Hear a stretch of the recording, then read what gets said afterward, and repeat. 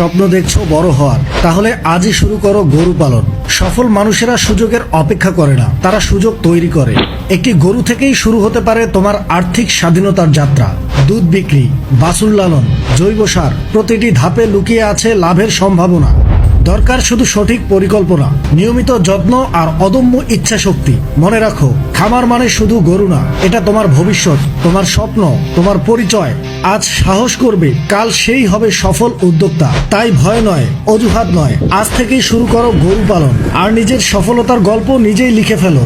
স্বপ্ন দেখছো বড় হওয়ার, তাহলে আজই শুরু করো গরু পালন।